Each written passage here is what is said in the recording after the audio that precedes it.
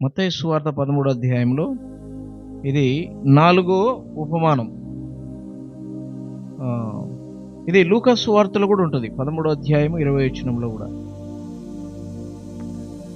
అంటే మరలా ఆయన దేవుని రాజ్యమును దేనితో పోలుతును అంటున్నాడు. 20-21 వచనాల్లో, 20-21 వచనాల్లో లూకా సువార్త 13:20-21 వచనాలు. ఒక స్త్రీ తీసుకొని అంతయు పులిసి పొంగు వరకు 3 కుంచెముల పిండిలో దాచిపెట్టిన పుల్లని పిండిని పోలి ఉన్నదని చెప్పాను. ఓకే, ఈ ఉపమానము పరలోక రాజ్యమును గూర్చిన ఉపమానం. యేసు ప్రభువారు పరలోక రాజ్యమును గూర్చి ఉపమానములు చెప్తూ అంటున్నాడు. దేనితో పోలుద్దును అంటూ ఆయన ఏం చెప్తున్నాడంటే, ఒక స్త్రీ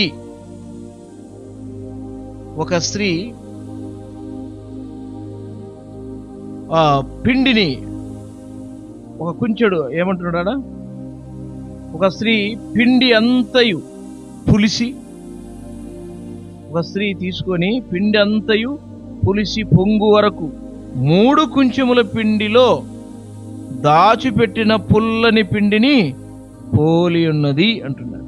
ఈ చిన్న మాటలో గొప్ప విషయాలు దాగబడి ఉన్నాయి. యేసు ప్రభువు వారు చెప్పిన ఉపమానములలో ఒక స్త్రీ అని చెప్తున్నారు. ఒక స్త్రీ ఏం చేసిందంట,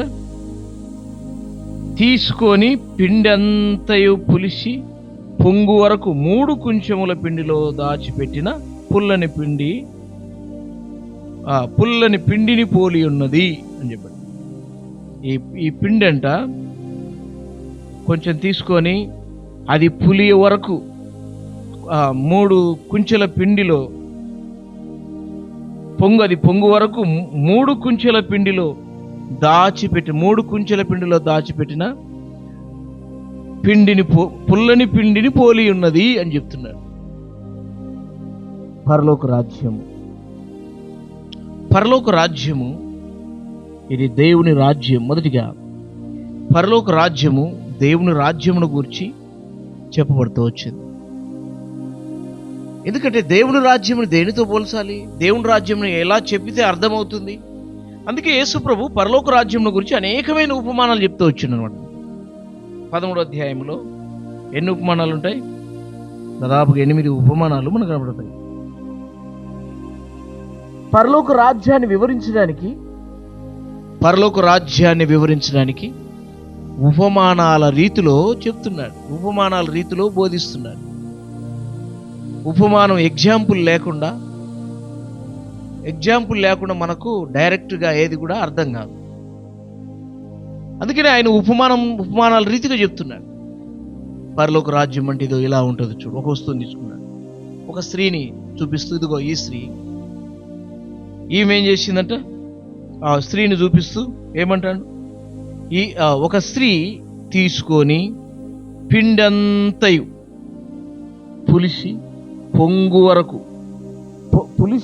వరకు 3 కుంచెముల పిండిలో దాచిపెట్టిన పుల్లని పిండిని పోలి ఉన్నది.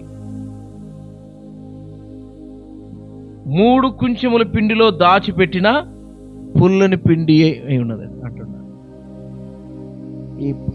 ఈ పులుపును గూర్చి అపోస్తలుడైన పౌలు కొరింథీ రాసిన పత్రికలో కూడా పులిపిండిని గూర్చి అని చెప్తాడు, కానీ దాని భావం వేరే, దీని భావము వేరే.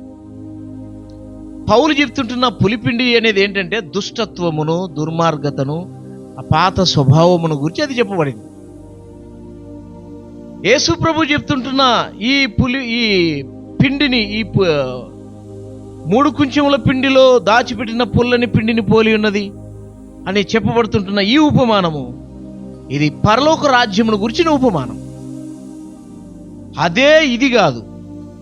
పౌలు గారు చెప్పిన పులిపిండిని గురించి జాగ్రత్త పడండి అన్నాడు కదా. పులిపిండిని గురించి జాగ్రత్త పడండి. మత్తయి సువార్తలో కూడా ఈ విషయాన్ని యేసు ప్రభు కూడా మాట్లాడుతాడు. పులిపిండిని గురించి జాగ్రత్త పడండి, పులిపిండిని గురించి జాగ్రత్త పడండి. అంటే ఆ పులిపిండిని గురించి చెప్పబడిన మాటలు వేరే, ఇక్కడ చెప్పబడుతుంటున్న పులిపిండిని గురించి చెప్తుంటున్న మా సందర్భం వేరే. ఈ సందర్భం ఏంటంటే పరలోక రాజ్యాన్ని వివరించడానికి చెప్తుంటున్న పులిపిండి, పుల్లని పిండి అని చెప్తున్నారు. అంటే ఇది ఏమవుతుందంటే 3 కుంచెల్లో దాచిపెట్టిన పుల్లని పిండి, 3 కుంచెల పిండిలో దాచిపెట్టిన పుల్లని పిండి. అంటే కొంచెం ఈ పిండిని కొంచెం తీసుకొచ్చి దాంట్లో దాచిపెట్టి మరలా దాన్ని తీస్తే ఆ పిండి అంతా ఏమవుతుంది? ఇప్పుడు మనం దోశలు పోసుకోవాలండి. దోశలు పోసుకోవాలంటే ఏం చేయాలా? రాత్రి మిక్సీ బట్టి పెడతాం ఇంట్లో. అది పులిసి ఏమవుతుంది? పొంగుతుంది. పులిసి ఏమైంది? పొంగుతుంది. మొత్తం ఒకసారి ఏం చేసినంటే అది మిక్సీ పెట్టి లోపల పెట్టింది, మొత్తం అది పొంగి బయటకు వచ్చి కిందికి వచ్చి పడింది. అంటే అది పులుపు. దాని పులుపు ఏం చేస్తుంది? వ్యాప్తి, అంటే చుట్టూ వ్యాపింపజేస్తుంది అన్నమాట. పరలోక రాజ్యం యొక్క వ్యాప్తిని గూర్చి ఈ ఉపమానం చెప్తుంది. పరలోక రాజ్యము ఎలా వ్యాపిస్తుందంట? దీనిని ఎవ్వరు కూడా అడ్డుకోలేరు. కొంచెం పులుపు ఏమైందంటే మొత్తము అంత ఎలా పులై చేస్తుందో, అది లోపల జరిగే కార్యం. అది ఏం జరుగుతుంది? లోపల జరిగే కార్యం. అది ఎక్కడో లోపల కొంచెం ఉంటుంది, దావేదంతటి మొత్తం పులై చేస్తున్నాడు. ఇప్పుడు పాలు ఉన్నాయి, పాలలో తోడేయాలంటే ఏం చేయాలి? పెరుగు కావాలంటే కొంచెం తోడేయాలి. దాంట్లో కొంచెమే, ఎక్కువ లేదు. కొంచెం వేస్తే ఉదయం కల్లా ఏమైంది? గట్టి పడుతుంది, గట్టిగా అయిపోద్ది, పెరుగు అయిపోద్ది. అంటే కొంచెం ఉన్నా కూడా అదేమవుతుంది అంటే మొత్తము పులై చేసి మొత్తం పెరిగేటట్టు చేస్తుంది. అలాగే పోయిన వారం చెప్పుకున్నాం కదా, దానియేలు గ్రంథంలో చెప్పిన ఉపమానంలో రాయి చిన్నదే కానీ అదేమైందంట? మహాపర్వతమై నిలిచింది అని నెబుకద్నెజరు ఆ దర్శనం చూపిస్తాడు. అలాగే పరలోక రాజ్యం కూడా భూమి మీద చిన్న సంఘమే కానీ, లేకపోతే బలహీనంగా ఉన్న చిన్న సంఘమే కానీ, లేకపోతే ఏ సామర్థ్యం లేని వ్యక్తులే కానీ, ఈ సంఘం బహు గొప్పది. అందుకే అపోస్తుల కార్యములో శిష్యుల్ని ఏమన్నారు? అక్కడున్న ప్రజలు ఏమన్నారంటే, వీళ్ళు భూలోకమును తలక్రిందులు చేయువారు. వీళ్ళు ఎవరంట? భూలోకమును తలక్రిందులు చేయువారు. ఇక్కడికి కూడా వచ్చిండ్రా అంటే ఇది పుట్టింది ఎక్కడ? సంఘం యెరూషలేములో. సంఘం ఎక్కడ పుట్టింది? యెరూషలేములో పుట్టింది. యెరూషలేములో పుట్టి ఏమైంది? పలు ప్రాంతాలకు ఏమైంది? ప్రాకింది. పోయినోళ్ళు ఊరకుండలేదంట. చూడండి, ఆ మాట చూద్దాం. అపోస్తుల కార్యములు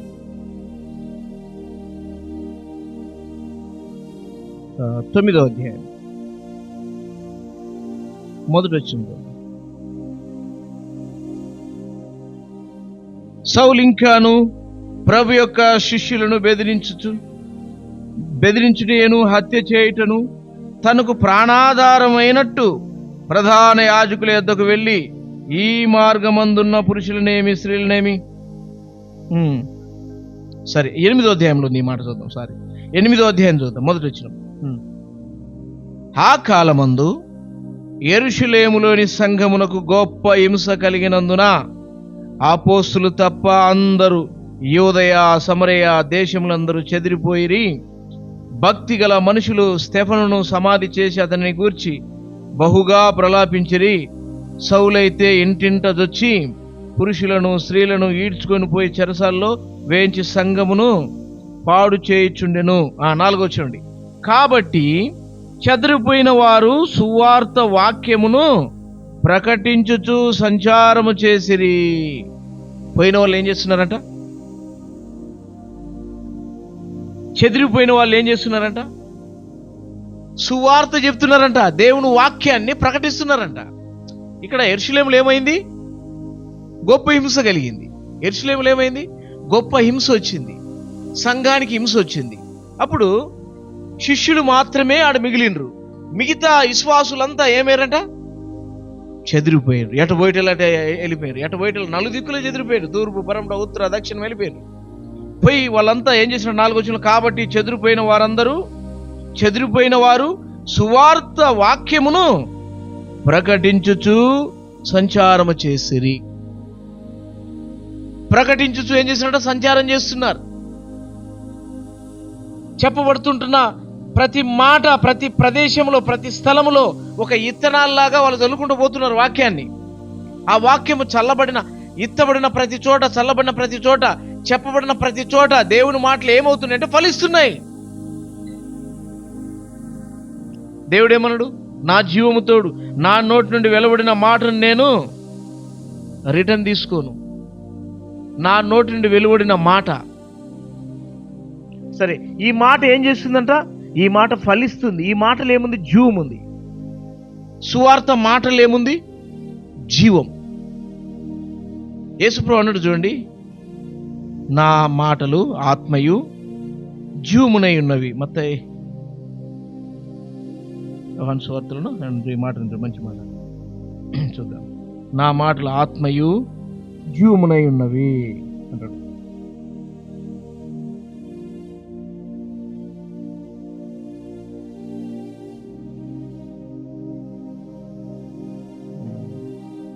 యేసు ప్రభు మాటలు ఏముంది?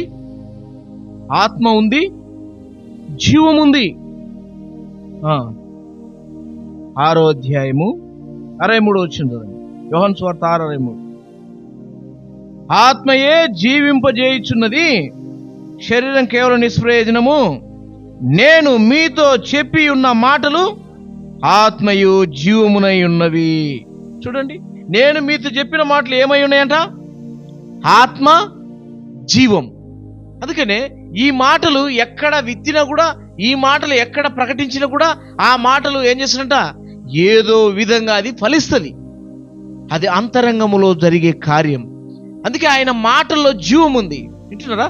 ఆ వాక్యము ఎవరిలో అయితే మనం విత్తుతున్నామో, ఎవరిలో అయితే ఈ వాక్యాన్ని, రాజ్య సువార్తను ప్రకటిస్తున్నామో, ఆ వాక్యం ఏమైందంటే వాళ్ళ హృదయాలలో ఫలిస్తుంది. ఒకరోజు అది పనిచేస్తుంది. ఒక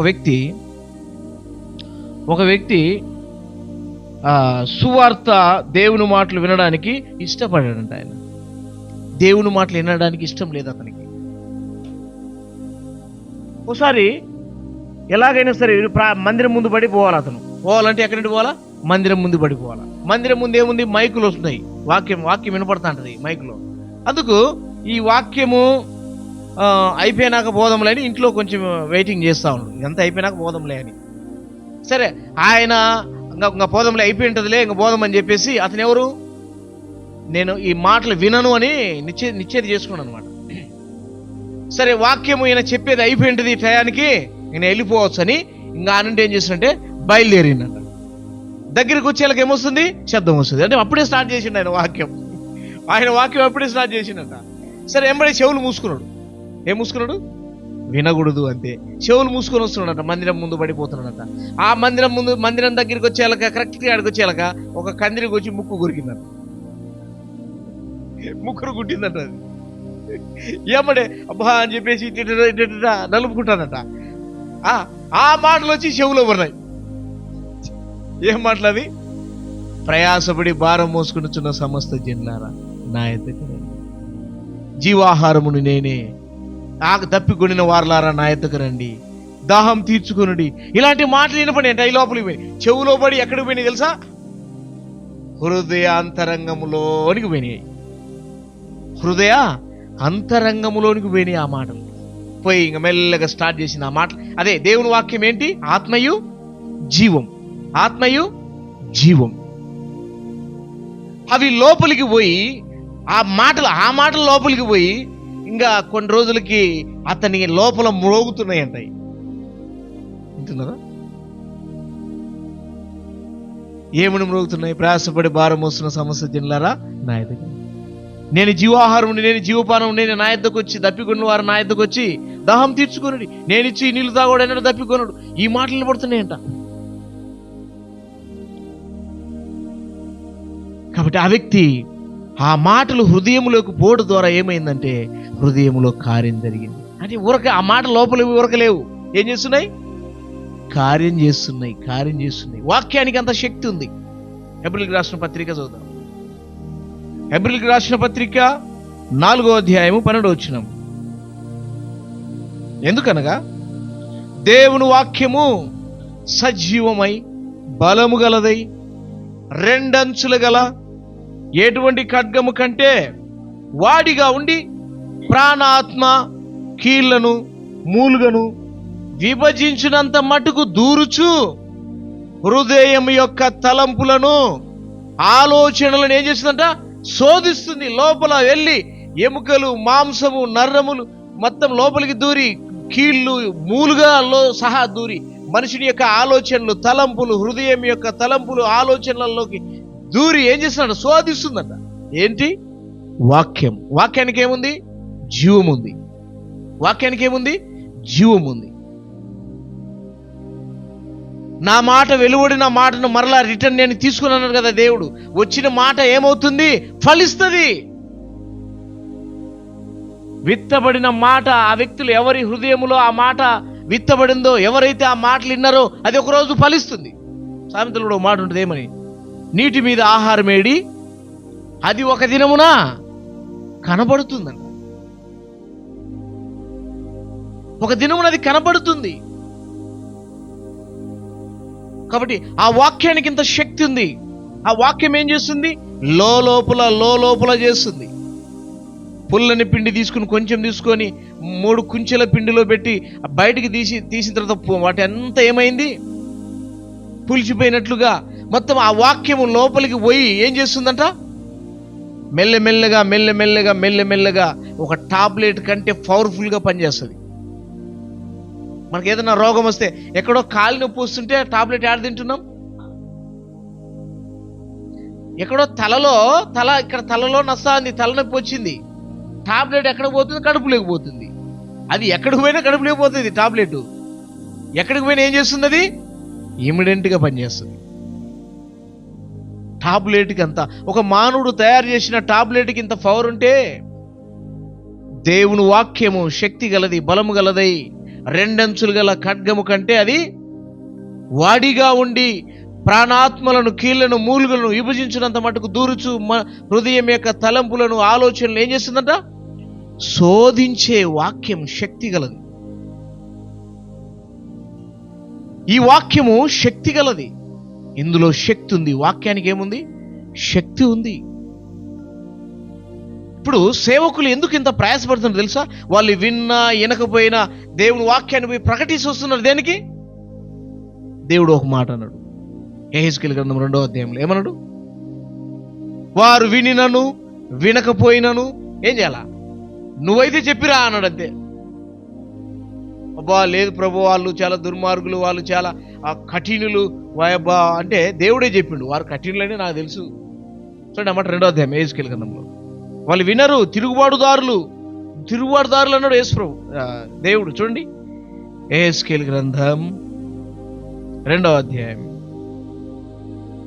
7వ వచనం చదవండి. ఎవరంట? వారు తిరుగుబాటు చేయువారు గనక వారు వినినను వినకపోయినను నేనిచ్చిన మాటను ఏం చేయాలా?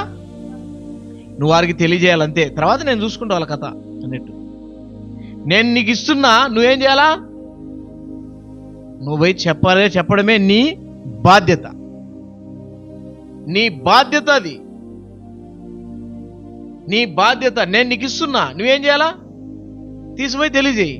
నువ్వు ప్రాణం పోగొట్టుకుంటావో, తల తీపించుకుంటావో తర్వాత సంగతి. ముందేం చేయాలా? నువ్వు ప్యాడ్ నీళ్ళు పోపించుకుంటావో. జరిగినాయి ఇవన్నీ. సువార్తకు పోతే ఏం చేసిండ్రు? ప్యాడ్ నీళ్ళు పోసిండ్రు కలిపి. ఏంటరా? సువార్తకు పోతే ఏం చేసిండ్రు? కాళ్ళు చేతులు కట్టి ఎండలో పడేసిండ్రు సువార్త చెప్తుంటే. హైదరాబాద్లో నేను మొన్న అతను పోయినప్పుడు, మొన్న ఫిబ్రవరిలో రఘువీలన్ దగ్గర మీటింగ్ జరుగుతున్నప్పుడు ఒక వ్యక్తి వచ్చిండు. ఆయన కీబోర్డ్ వేస్తాడు.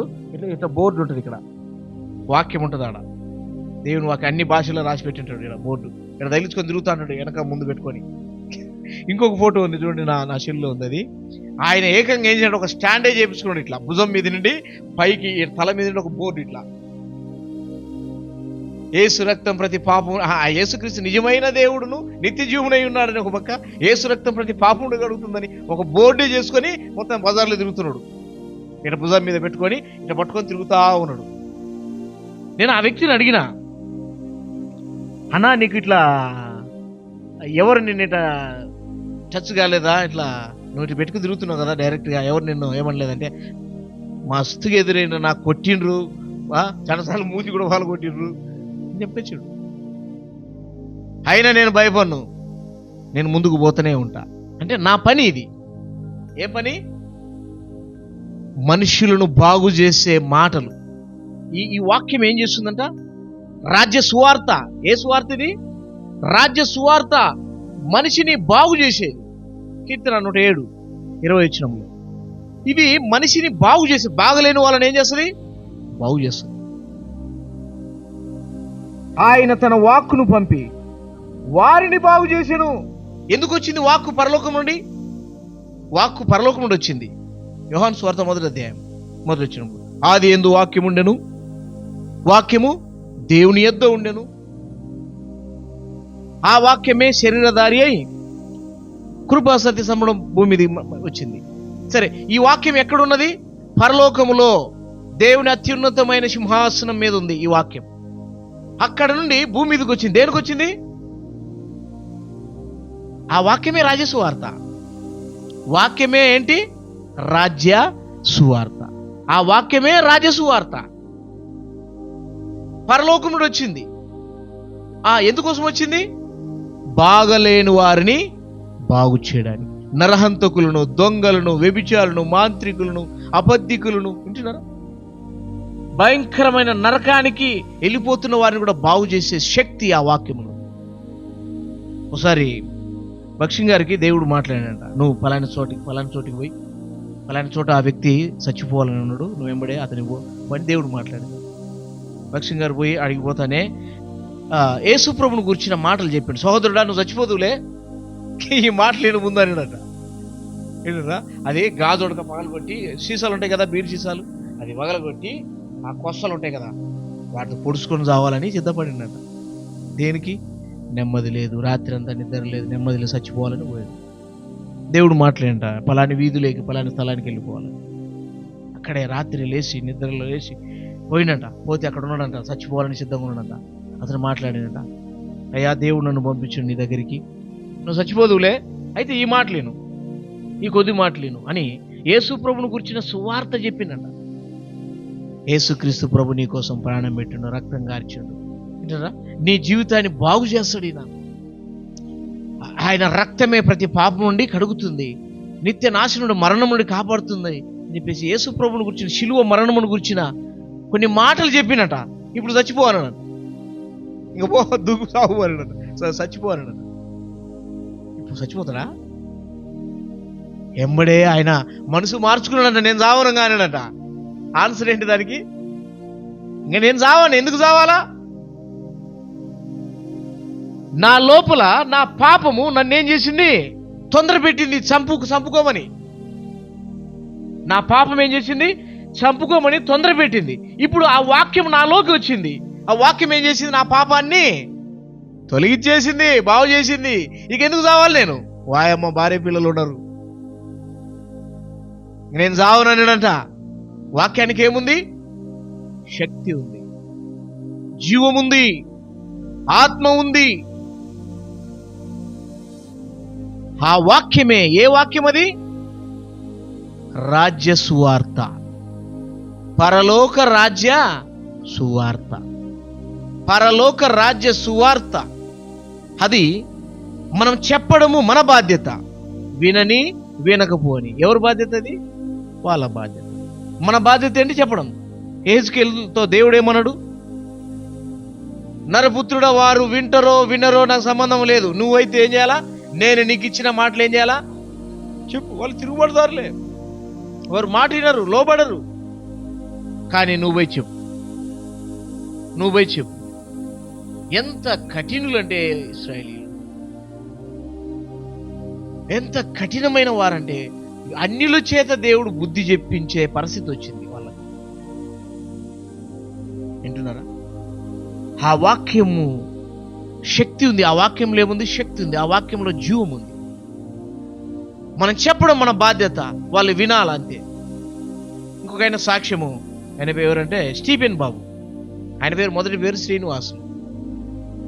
రోజుతమైతే ఒకసారి మన దగ్గర పిలిపించుకుందాం ఆయన మీటింగ్లో. స్టీఫెన్ బాబు అతను ఎవరంటే పద్మశాలు వాళ్ళు. అతను బాగా ఈ అంటే యేసు ప్రభు మీద బాగా ద్వేషం పెంచుకొని ఉన్నాడు అతను యవనప్రాయంలో. ఎలాగైనా ఈ మతాన్ని నాశనం చేయాలా, ఈ చర్చిలు కూలగొట్టాలనే ద్వేషం అతని లోపల ఉందన్నమాట. ఇతను పోయేటప్పుడల్లా చర్చిలు గోడల మీద, కాంపౌండ్ల మీద వాక్యం ఉండదు. ఏమని? యేసు చెప్పాను, నేనే మార్గమును సత్యమును జీవమును. ఈ మాటలే కనపడతాయంట. కనపడి వచ్చినప్పుడల్లా అరే నేనే మార్గం జీవమును అంటాడు. మా దేవుళ్ళు ఎంతమంది లేరు? యేసు ఒక్కడేనా మార్గం సత్యాన్ని? చాలా ద్వేషించేవాడంట, చాలా ద్వేషించేవాడు. ఒకసారి ఒక పాస్టర్ ద్వారా ఈయనను, ఆ పాస్టర్ని మాటలతో చిక్కిచ్చి ఓడించాలని ఒకసారి చిక్కించుకున్నాడు. కానీ ఈ మనిషి పట్టమన్నాడు ఆ మాటలకి. అతను చూసి ఎట్లంటే ఒక చూడ్డానికి ఆకారం సరిగా లేదంట. అంటే అంత మంచిగా ఆకారం అంటే మంచిగా అందగాడేం కాదు, ఒక మోటోడంట ఆ సేవకుడు. ఆయన మాటలు ఎలా ఉన్నాయంట? చాలా జ్ఞానయుక్తంగా ఉన్నాయంట ఆ మాటలు. ఆయన మాటలు లోపలికి దూరినాయి. అంటే యేసుప్రభు మాటలు అవి, దేవుని మాటలు లోపలికి దూరినాయి, ఆయన మార్చేసినాయి. ఆయన సేవకుడు అయ్యండి ఇప్పుడు. ఎవరు? క్రీస్తు విరోధి. దేవుని మాటల్లో శక్తి ఉంది, వింటున్నారా? ఆ మాటలు మన హృదయంలోకి వస్తే నెమ్మది వస్తుంది. ఒక వ్యక్తి అలాగే నరహంతకుడు, ఇంతకుముందు చెప్పినా కూడా మీకు భక్సింగ్ గారి కాలంలో భయంకరమైన నరహంతకుడు జెహోషమ, మద్రాసులో జెహోషమలో ఆయన తిమోతి అంకులు ఆయన తీసుకొచ్చి వాక్యం కొన్ని మాటలు వినిపోదురా అని చెప్పొచ్చాడు. ఆయన ఎలాంటి నరహంతకుడు అంటే ఎంతో మందిని భయంకరంగా చంపినోడు. ఒకసారి ఒక వ్యక్తిని చంపి ఆ పేగులు, ఆ చంపినోని పేగులు తీసుకొని మెడకేసుకొని దండమాదిరి వాని గుండె తీసుకొని భార్య దగ్గరికి వచ్చిందంట, నాకు కూర చేసి పెట్టాను.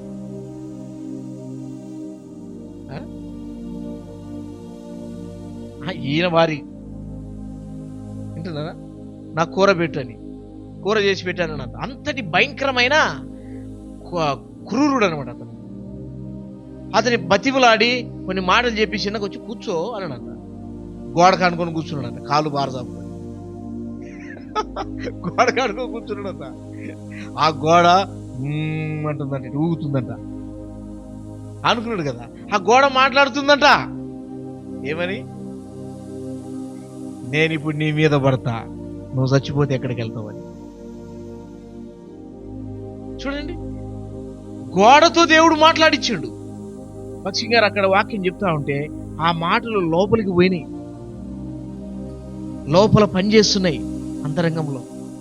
ఆ గోడ మాట్లాడుతుంట, ఊగుతుందంట, నేను ఇప్పుడు నీ మీద పడతా, నువ్వు చచ్చిపోతే ఎక్కడికి వెళ్తావు. అక్కడే తీర్మానం చేసుకున్నాడంట, అవును నిజమే కదా, నేను ఎన్నో నేరాలు చేసిన, నేను చచ్చిపోతే నరకానికే పోయేది. తీర్మానం చేసుకున్నట్టు అక్కడే. ఎందరినో మార్చింది ఈ వాక్యం. ఏ వాక్యం ఇది? రాజ్య సువార్త, పరలోక రాజ్య సువార్త ఎందరి జీవితాలను మార్చింది. ఇది భూమి అందంతటా ప్రవహిస్తుంది నదిలాగా. యెహెజ్కేలు గ్రంథంలో రాయబడింది, దేవాలయము గర్భాలయములో నుండి, గడప కింద నుండి తూర్పు వైపు ప్రవహిస్తుంటున్న ఒక గొప్ప నదిలాగా యెహెజ్కేలుకు చూపించినాడు దేవుడు. ఈ నది అనేక శాఖలుగా పారి ప్రపంచ నలుమూలలో పోతుందంట. ఈ నది ఏంది? ఈ నది దీని భావం ఏంటంటే దేవుని వాక్యం, రాజ్య సువార్త ప్రపంచవ్యాప్తంగా అన్ని ప్రజలకు, అన్ని భాషలలో, అన్ని రకాలైన ప్రజలకు వారికి అర్థమయ్యే భాషలలో ప్రవహిస్తుంది ఈ నది. అందుకే వాక్యం ఏం చెప్తుందంటే, ఈ నది ఎక్కడికి బారునో అక్కడ సమస్తము బ్రతుకుతాయి అంట. ఈ నది ఎక్కడికి బారుతుంది అక్కడ సమస్తం బ్రతుకుతాయి. బ్రతుకుతారు మనుషులు.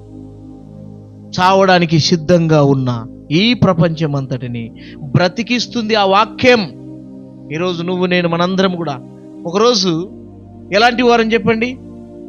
నెమ్మది లేను మన హృదయాలు ఎండిపోయి భూమి ఎట్ట పరిలిస్తుందో, నీళ్ళు లేనప్పుడు భూమి ఏం చేస్తుంది? పరిలిచ్చినట్లుగా నెమ్మది లేక మన హృదయాలు సమాధానం లేక ఉన్న ఎండిపోయిన మన జీవితాలకు వాక్యం అనే జల్లులు పడినాయి మన హృదయాలలో. అప్పుడు ఏమైంది? తడిసింది. మన హృదయాలు ఏమైనాయి? తడిసినాయి.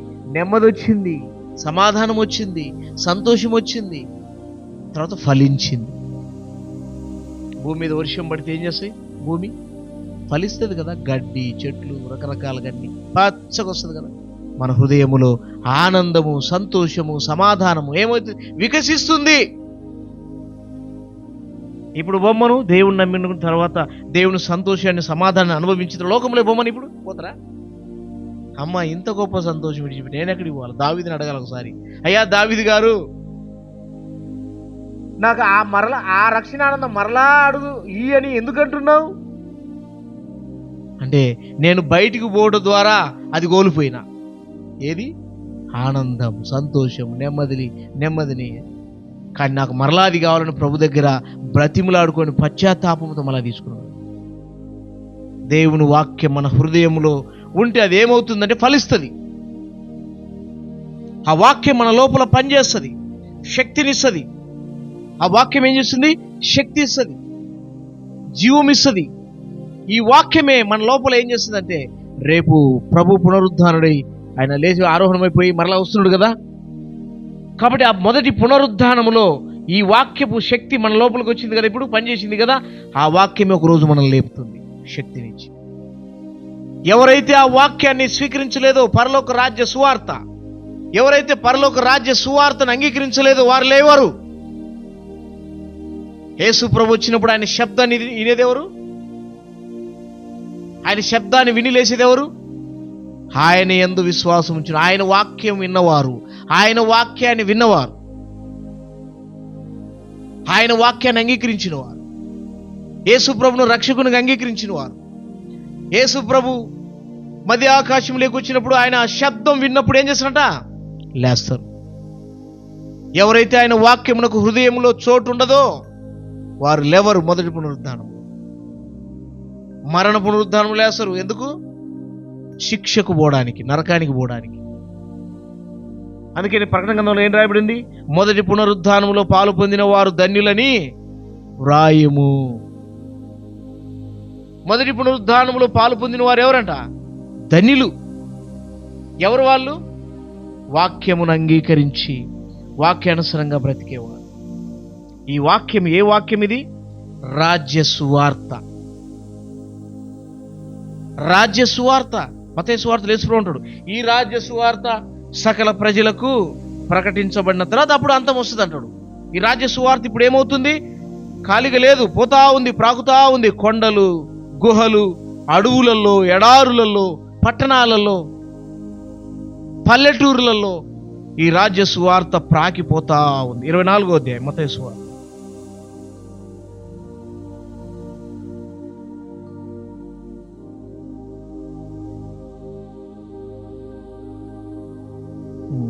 నాలుగో అధ్యాయము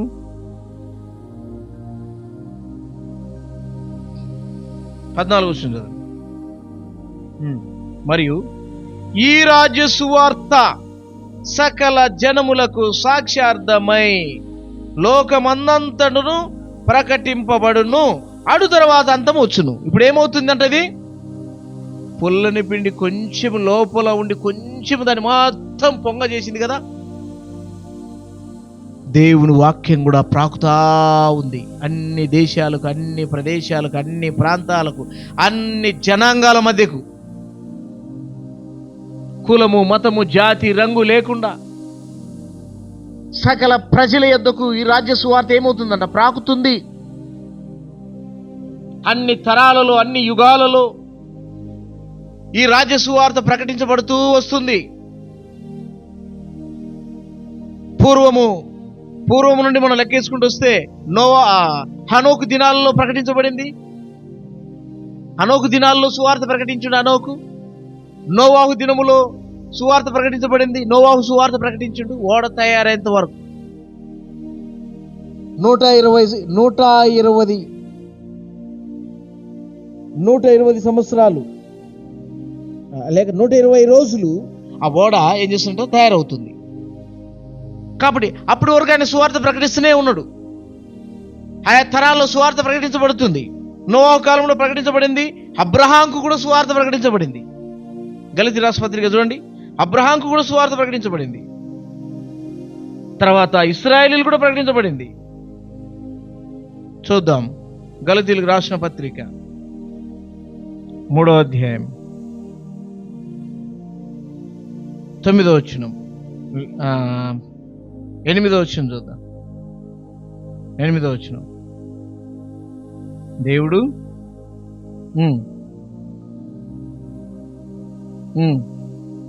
ముందుగా చూచి నీ యందు అన్యజనులందరూ ఆశ్రదింపబడుదురని అబ్రహాముకు సువార్త ప్రకటించబడిందంట. అబ్రహాముకు సువార్త ముందుగా ప్రకటించబడింది. తర్వాత ఇశ్రాయేలీలకు, అబ్రహాము నుండి వచ్చిన 12 గోత్రాలు ఇశ్రాయేలీకి కూడా ఏమైంది? సువార్త ప్రకటించబడింది. హెబ్రీ రాసిన పత్రిక 4వ అధ్యాయం 2వ వచనంలో ఇశ్రాయేలీలకు సువార్త ప్రకటించబడింది. నేడు మన తరానికి కూడా తర్వాత అబ్రహాం ఇశ్రాయేలు ప్రకటించబడింది. తర్వాత యేసుప్రభు కాలంలో సువార్త ప్రకటించబడింది శిష్యుల ద్వారా. నేడు మన తరములో, మన యుగములో, మన కాలంలో సువార్త ప్రకటించబడుతూ ఉంది. అన్ని తరాలలో, అన్ని యుగాలలో ప్రకటించబడుతుంది. ఈ రాజ్య సువార్తను ఆపాలని, ఈ రాజ్య సువార్తను దీన్ని విస్తరించకుండా చేయాలని శత్రువు పలు విధాలుగా పనిచేస్తూ ఉంది. కానీ వాని తరము కాదు, వాని ఏజెంట్లను పుట్టించింది. సైతాను ఏజెంట్లను ఏం చేసింది? సైతాను పుట్టించింది. ఎవరు వాళ్ళు అంటే మనుషులే, మన వారే, మన గ్రామస్తులే, లేకపోతే మన పక్కనున్న గ్రామం, లేకపోతే మన ప్రాంతపు వారేనే సైతాను పుట్టించుకున్నాడు. అంటే పుట్టించడం అంటే తయారు చేసుకున్నాడు. వింటున్నారా? దేవుని వాక్యము ప్రకటించకూడదని ఒకసారి గద్వాల ఈ మల్దకల్లు మండలంలో సువార్త ప్రకటించడం ఎక్కడండి. అప్పుడు గట్టు మండలంలో సువార్త ప్రకటించడం, మల్దకల్లు మండలంలో సువార్త ప్రకటించడం, ఇట్లా ఐజా ప్రాంతంలో సువార్త ప్రకటించడం. అయితే మల్దకల్లు అంటే గద్వాల పోయే రూట్లో ఆడ ఒకటి కాకవరం అనే ఊరు. ఆ ఊరికి సువార్త పోయినాం, అందరం పోయినాం. అది టాటా మ్యాజిక్ వ్యాన్ తీసుకొని ఆడిపోతానే ఆ ఊర్లోకి పోయి అది బండి నిలబెట్టినాం. ఇంకా అంత అక్కగారు అందరు దిగి సువార్త పత్రికలు పంచడానికి పోయినాం. మేము దాంట్లో కూర్చోన్నాం. వెంబడే యవనస్తులు బైకులు వేసుకొని వచ్చిండ్రు. యవనస్తులు చిన్న చిన్న పొట్టేగాలు వచ్చిండ్రు. వ్యాన్ ముందు నిలబెట్టిండ్రు, బండి ముందు ఒకటి నిలబెట్టిండ్రు, సైడ్లో అందరు నిలబెట్టిండ్రు. నలుగురు 4 టైర్ల కాడికి వచ్చి గాలి తీయడానికి కూర్చున్నారు. దేనికి? మేము తీసుకుపోయిన వెహికల్ గాలి తీయడానికి కూర్చున్నారు. మీరు ఇప్పుడు మర్యాదగా పోతారా? టైర్లకు గాలి తీయమంటారా? ఎట్లుంది చూడండి. అక్కతో కూడా ఏమన్నారంట వాళ్ళు. ఏమన్నారు?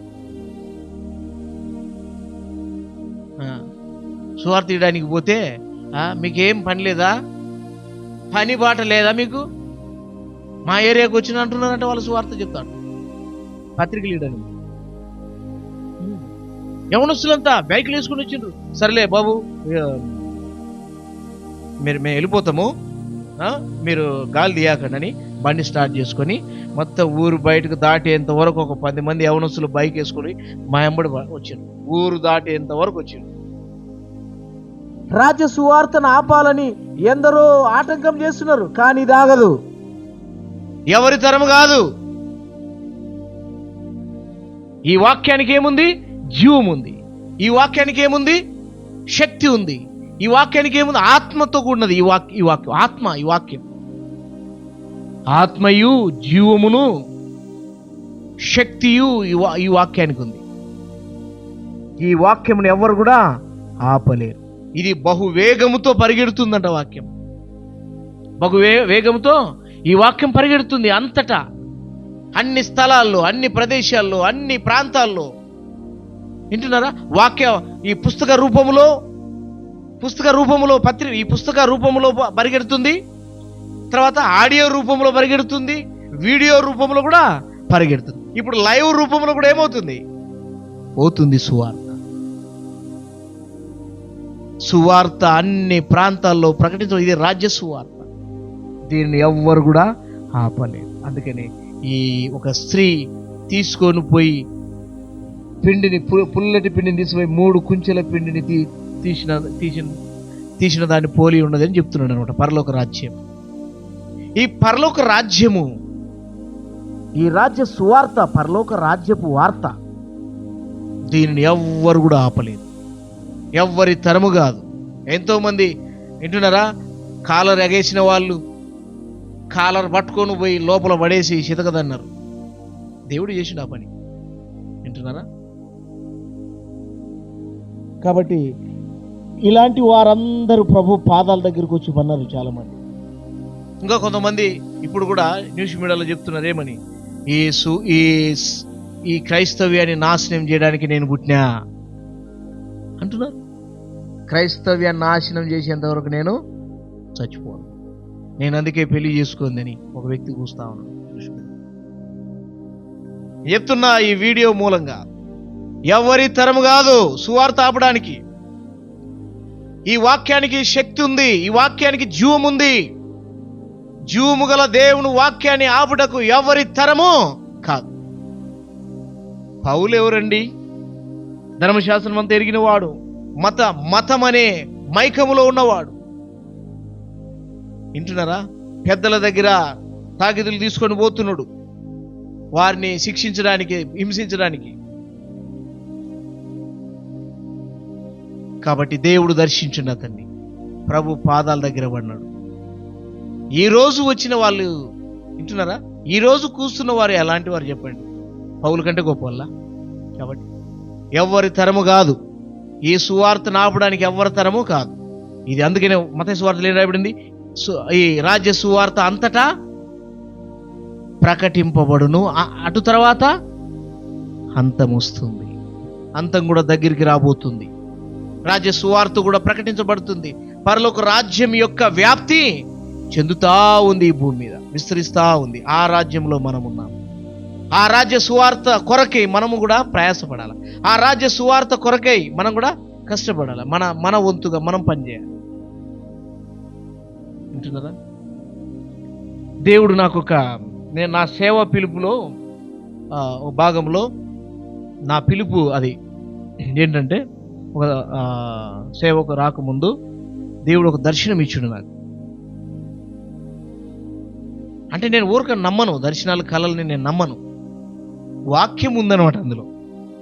యోవేలు 3:13 చదువు నా మాటని, ఇందులో ఉంది, చదవండి. ఆ దర్శనంలో నాకు కనపడుతుంది. ఏం కనపడుతుంది అంటే, అప్పుడు సేవకు రాలే నేను. ఈ మాట ద్వారా దేవుడు నన్ను పిలుస్తున్నాడు సేవకి. యోవేలు 3:13 చదవండి. పైరు ముదిరింది, కొడవలు పెట్టి ఏం చేయాలా? కోయిడి. ఆగండి, ఈ స్వరము నాకు దర్శనంలో వినపడుతుంది. ఎక్కడి నుండి? పైనుండి. ఆయన ఎవరో పైనుండి మాట్లాడుతున్నాడు. ఒక కొడవలి వేసిన పైనుండి వస్తుంది నా దగ్గరికి. అదేంటంటే వెండి కొడవలి, వెండితో చేసిన కొడవలి. అది అక్కడి నుండి వస్తుంది. ఆ కొడవలి వస్తూ అక్కడి నుండి ఒక స్వరం వస్తుంది. ఏమని? పైరు ముదిరింది, నీ కొడవలి పెట్టి ఏం చేయాలి నువ్వు? నేను పంపించే కొడవల ద్వారా నువ్వేం చేయాలా? కొయ్యాలి. పంట ఏమైంది? కోతకొచ్చింది, నువ్వు కొయ్యాలా. ఆ కొడవలి కింద పడి ఇంక నేను తీసుకోపోయాలక నా ముందు ఎంతో మంది సేవకులు కోసుకుంటూ పోతున్నారు గోధుమ. అలా ఎవరున్నారు? తెలిసిన వాళ్ళు అంతా సేవకులు ఉన్నారు, తెలిసిన వాళ్ళు ఉన్నారు అంతా సేవకులు. మన మదనపల్లి సేవకుడు ఇజ్రాయెల్ వచ్చిండు కదా, ఆ అన్న ఉన్నాడు దాంట్లో. నేను చూస్తున్నా, అందరినీ చూస్తున్నా. తెలిసిన వాళ్ళు ఉన్నారు, అంత సేవకులే ఉన్నారు దాంట్లో. వాళ్ళ కొడుకులు వాళ్ళు తీసుకుని ఏం చేస్తున్నారు? కోస్తా పోతా ఉన్నారు. నన్ను కూడా ఏమన్నాడంటే, నువ్వు కూడా పోయి వాళ్ళతో కొయ్యి అన్నాడు. ఇది నాకు అర్థం కాలే. తర్వాత ఇది సేవ పిలుపు అని దైవజనులు దీన్ని వివరిస్తూ వచ్చిండ్రు. కాబట్టి కోసుకుంటూ పోతూనే ఉందంటే పైరు ముదిరింది, పని జరుగుతూనే ఉంటుంది. ఇంకా యేసుప్రేమనుడు, కోత యజమానుని పనివారు లేరు, కోత యజమానుని వేడుకోండి పని వాళ్ళ కోసం. ఆ పని చేయడానికే దేవుడు మనల్ని ఏర్పరచుకుంటూ వచ్చినాడు. ఆ పనిలో మన వంతు కూడా ఉంది. ఆ పనిలో ఏముంది? మన వంతు ఉంది, మన ప్రయాస ఉంది, మన కష్టం ఉంది. మన మీద దేవుడు నమ్ముకొని ఇంట్లో ఉంటే సరిపోదు.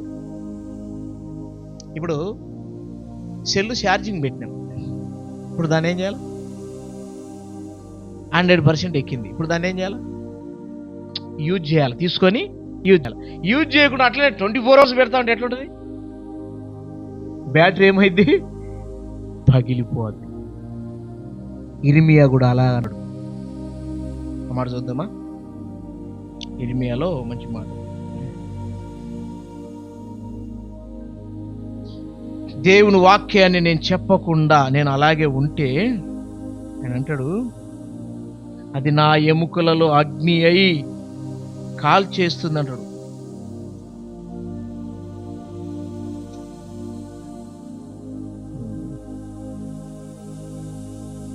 మాట చూపిస్తాను.